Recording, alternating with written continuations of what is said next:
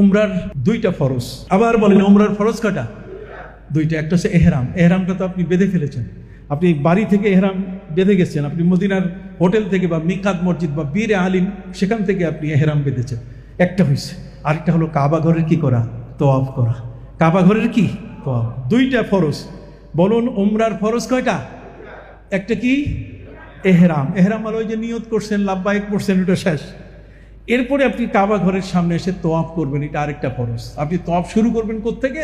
তওয়াফ শুরু করবেন কাবা ঘরের যে কর্নারে সবুজ বাতি জ্বলতেছে, কাবা ঘরের কর্নার যেটাতে হাজরে আসওয়াদ পাথর আছে, এর 4টা কর্নার। এই 4টা কর্নারের মধ্যে একটা কর্নার যেখানে কি আছে? হাজরে আসওয়াদ পাথর যে কর্নার আছে চিনবেন কি করে?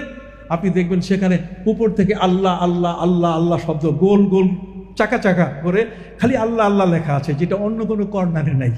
আর ঠিক তার ডান পাশে আপনি তাকালে দেখবেন যে ওই যে বিল্ডিংয়ের ওয়ালের পাশে সেখানে সবুজ বাতি আছে। কথা বুঝতে পারছেন? আগে দাগ ছিল, এখন সেই দাগটা উঠাই দেওয়া হয়েছে। আপনি এখন নিয়ত করবেন তওয়াফের। কিসের? কিন্তু তওয়াফের নিয়তের আগে যারা পুরুষ তাদেরকে ইস্তেবা করতে হবে। কাবা ঘরের সামনে এসে গেছেন, এখন আপনাকে করতে হবে কি? ইস্তেবা। ইস্তেবা কি? আমি দেখাই দিয়েছি যে আপনার যে চাদরটা, এটা ডান বগলের নিচ থেকে নিয়ে বাম বগলে আসেন, আমি দেখাই দিচ্ছি। এই দেখুন, এটার নাম ইস্তেবা। এই ইস্তেবা, এই ইস্তেবা অবস্থায় আপনাদের তওয়াফ যখন শুরু হবে তার আগে আপনাকে নিয়ত করতে হবে। বলুন, আয় আল্লাহ, আমি 7 চক্করের মাধ্যমে আমার উমরার আদায়ের নিয়ত করলাম। অথবা আয় আল্লাহ, আমার উমরার 7 চক্করে তওয়াফ শুরু করলাম। এই তওয়াফটা শুরু করবেন কোথায়? তওয়াফটা হচ্ছে ওই যে হাজরে আসওয়াদ কর্নার, যেখানে এই হাজরে আসওয়াদ কর্নার যাইতে গিয়ে সেখানে আপনার একটা কাজ আছে। সে কাজটা হলো, আমার দিকে তাকান। হাজরে আসওয়াদ কর্নার হচ্ছে এই জায়গাটা, এই জায়গাটা হাজরে আসওয়াদ কর্নার। আপনি সেখানে এখনো যান নাই, আপনি সেখানে এখনো কি যান নাই। তো যান নাই যেহেতু, আপনি তো এখনো পিছিয়ে আছেন, এখনো আপনার তওয়াফ শুরু হয়নি। তওয়াফ শুরু হবে কোত্থেকে? এই দেখেন, এটা হচ্ছে দাগ, এই বরাবর সবুজ বাতি, সবুজ বাতি এখানে, মাঝখানে কোনো দাগ নাই, কিন্তু আমি একটা দাগের মতো করে দিলাম আর কি। আপনি সবসময় যখন ইস্তেবা করলেন, পুরুষ প্রথম তওয়াফের জন্য ইস্তেবা করলেন, উমরার তওয়াফ শুরু করছেন, ইস্তেবা করতে গিয়ে আপনি এখানে সামনে যখন যাবেন, এই সামনে যাওয়ার আগে আপনি নিয়ত করবেন যে আল্লাহ, আমি 7 চক্করের মাধ্যমে আমার তওয়াফ শুরু করলাম, বা উমরার তওয়াফ আমি শুরু করলাম। এভাবেই যাবেন। যাইতে যাইতে যখন বরাবর আপনি দেখবেন ডান দিকে কি? ডান দিকে সবুজ। তো ডান দিকের সবুজটা ঠিক আপনার পিঠ বরাবর থাকতে হবে। আপনি যেন পিঠ বরাবর, এটা বুঝবেন কিভাবে? যখন কাবা ঘরের ওই যে আল্লাহ আল্লাহ শব্দ হাজরে আসওয়াদটা যখন সোজা হবে, আপনি হাজরে আসওয়াদ সোজা হলে আপনার সবুজটা কি? পিছনে হবে, একেবারে সোজা। যখনই পিছনে হবে তখন আপনি ওই মুহূর্তে কাবা ঘরের ওই হাজরে আসওয়াদকে ইস্তেলাম করবেন। ইস্তেলাম শব্দের অর্থ চুম্বন করা। ইস্তেলাম শব্দের অর্থ কি? চুম্বন করা। আর ইস্তেলামটা হাত দিয়ে, এটা কেউ নবীজি লাঠি দিয়ে করছেন, মুখ লাগাইয়া করছেন, আপনিও সুযোগ পেলে করবেন, কিন্তু প্রথম আপনারা ওদিকে ভিড়বেন না কাছে, কারণ প্রথম যদি আপনি ভিড়েন তাহলে হারাই যাবেন, মানুষের চাপ অনেক বেশি। তাহলে এখন আসেন, এই যে আমার সাথে আপনি, আপনার সাথে আমি, এখন আপনার আগে আমি, আমার পিছনে আপনি, কথা বুঝেন নাই? এইভাবে হতে হতে আমি আপনাদের নিতে নিতে যখন ওই পিছনে নীল বাতি আর সামনে কি হাজরে আসওয়াদ, ওখানে যাওয়ার পরে আমি বলবো বিসমিল্লাহে আল্লাহু আকবার ওয়ালিল্লাহিল হামদ। এই যে হাতের যে কোষটা আছে, হাতের যে ভিতরি অংশ, এটাকে কি দিবেন?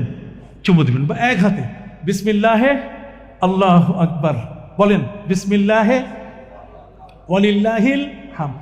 এটা কখন বলবেন? হাজরে আসওয়াদ বরাবর পিছনে যেন আপনার নীলবাতিরা থাকে। অনেকেই আছে আগের থেকেই শুরু করে, খবরদার, আগের থেকে শুরু করার কিচ্ছু নাই।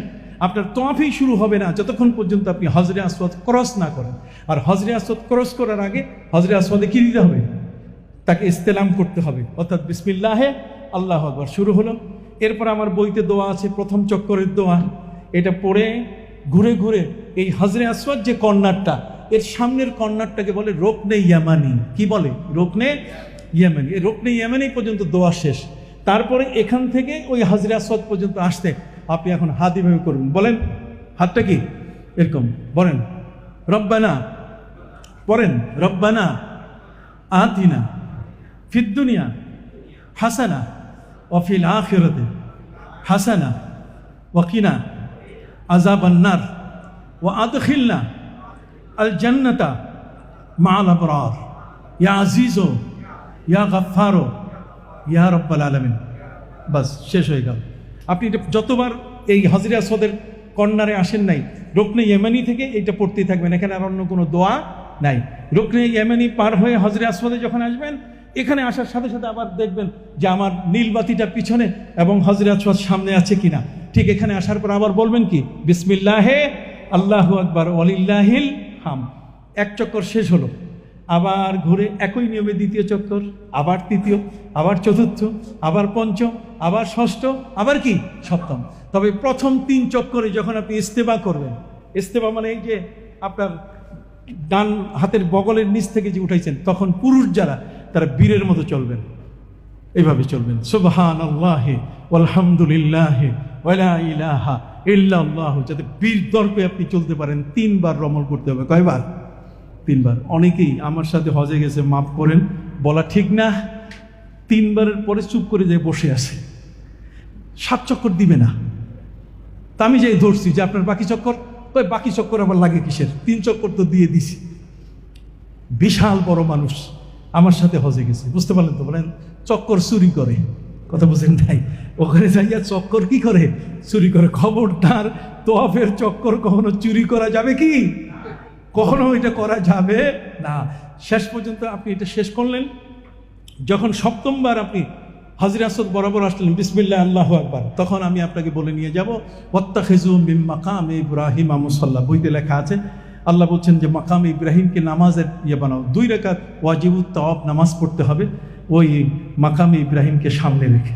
2 রাকাত নামাজের পরে আমরা আপনাকে জমজম পানি পান করার জন্য নিয়ে যাব। জমজম পানি থেকে শেষ করে আমরা নিয়ে যাব সাফা মারোয়ায়।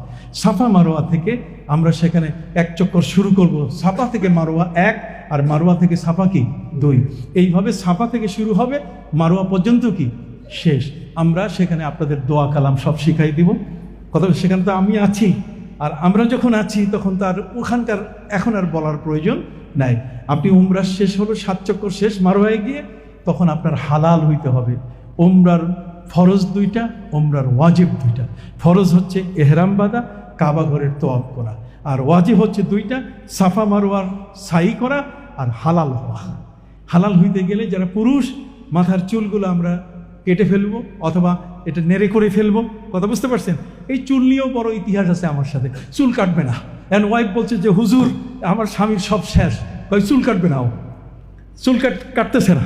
আমি বহু বুঝাইয়া টুজাইয়া তারপর আমি ভাই অল্প একটু কাটেন, তারপরও কাটতে হবে, না হলে আপনি হালাল হইতে পারবেন না। কথা বুঝতে পারেন? এটা হালাল হওয়ার বিধান, আল্লাহর বিধান আপনাকে মানতে হবে। যাই হোক, হালাল হয়ে যাওয়ার পরে আমরা হালাল হব এমন যে আমরা ওখানে যারা নাপিত আছে, বারবার সব আছে, বারবার সবে গিয়ে আমরা সেখানে হালাল হয়ে যাব। মহিলা যারা আছে, মা বোন, ওখানে আপনাদেরকে দেবো না। আপনারা আপনাদের লাগেজে, আপনার এইটা হ্যান্ড লাগেজ না, আপনার যে লাগেজটা আপনারা ফিতায় দিবেন, ওই ফিতার মধ্যে একটা কেচি নিয়ে যাবেন, কেচি নিয়ে যাবেন, যাতে করে আপনারা একে অপরের, যে বা স্বামী যদি হয় তার স্ত্রীর এই চুল যা আছে পুরা চুলটাকে মা বোনরা একসাথে করে এই সামনে 1 কর পরিমাণ কেটে দিলেই সেটি হালাল হয়ে যাবে। তখন হালাল হয়ে যাওয়ার পরে পুরুষ যারা আছে অ্যাজ ইউজুয়াল আপনার পাঞ্জাবি, আপনার সেলাই করা পোশাক, মা বোন যারা আছেন আপনার যে পোশাক পরছেন তার চেয়ে আরও ভালো পোশাক পরেন, কোনো আপত্তি নেই। এবার কাবা ঘরে নিয়মিত আপনি যাবেন, আর নিয়মিত গিয়ে সেখানে আপনি আপনার ইবাদতবন্দি করবেন।